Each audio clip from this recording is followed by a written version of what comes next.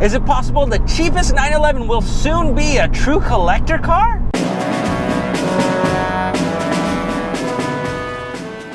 The 996 generation Porsche 911 is the cheapest 911 you can currently buy.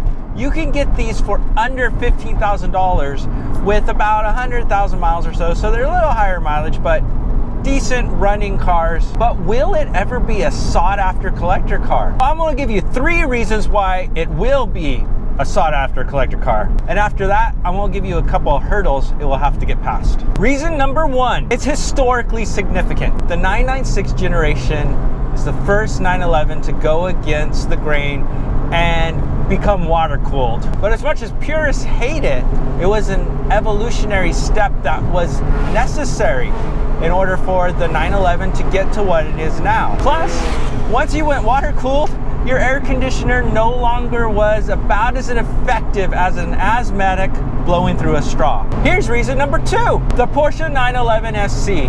Yes, the 911 SC for a long time was the cheapest Porsche. Some people even say it's not a real 911 even though it was.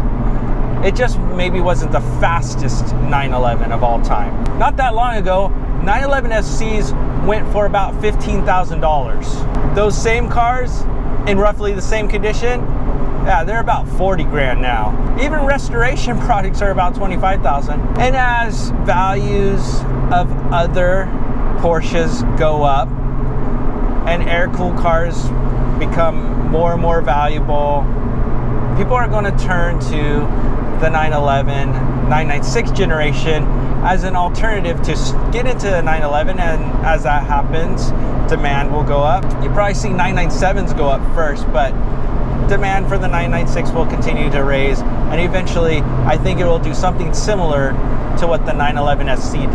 And here's reason number 3, the low price. Right now, a 996 does not cost much money. And you know what that means? People who can't afford to maintain them can buy them. So a lot will get stripped, made for race cars, a lot will get wrecked by less experienced drivers, and then a lot of maintenance will get deferred, and eventually, you know what, I'll just junk it because they're not worth anything and I didn't take care of it. That's what's going to happen to a lot of 996s. We've already seen this happen to Porsche 944s, and 944 prices are on the rise. 928s, similar thing, and then the prices are on the rise. Finding clean examples of those cars is very, very difficult. You can still find the junked cars, at least some of them, for hardly any money, but to find a really clean one can cost you a small fortune. And so those are 3 reasons why the 996 will one day become a sought-after collector. But there are some challenges to this. The first challenge is the headlights. Purists hate the headlights because they're not round.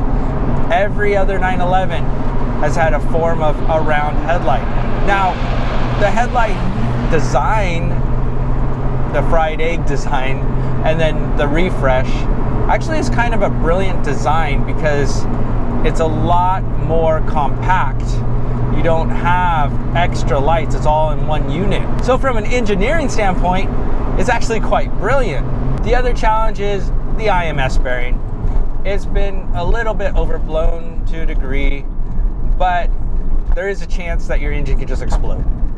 Happens in the 996, 986, 987, 997, depending on the year. Some of the very later ones, they got rid of the IMS bearing, and various years are more prone to failure than other years. The good news is the IMS bearing is a solvable issue.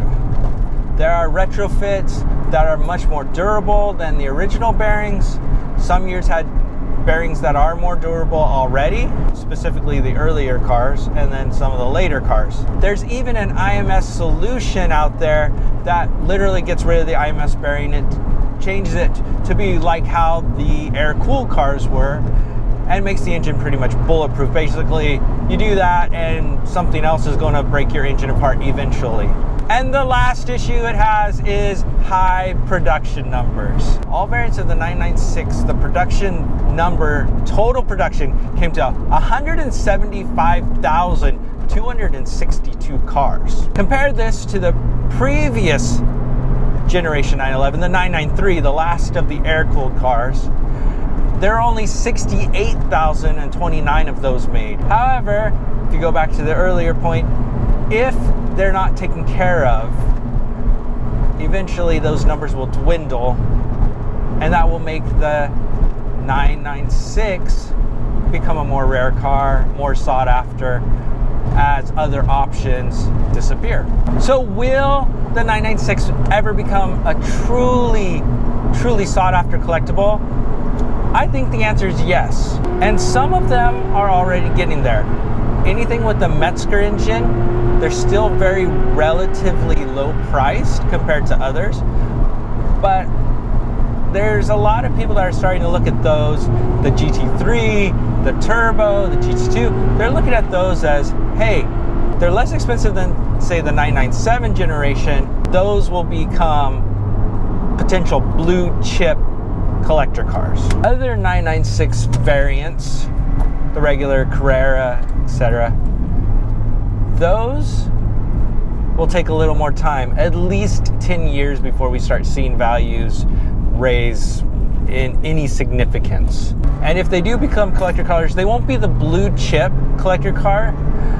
They'll be more like the 911 SC, where it's a collector car, desirable, people want it, but it's not a blue chip, it's not a Carrera RS. So thanks for watching, and make sure to get down in the comments, let me know if I don't know anything and if the 996 will not be a collector car or if it will. If you like this, make sure to hit the like button. If you're not a subscriber, please subscribe. See you next time.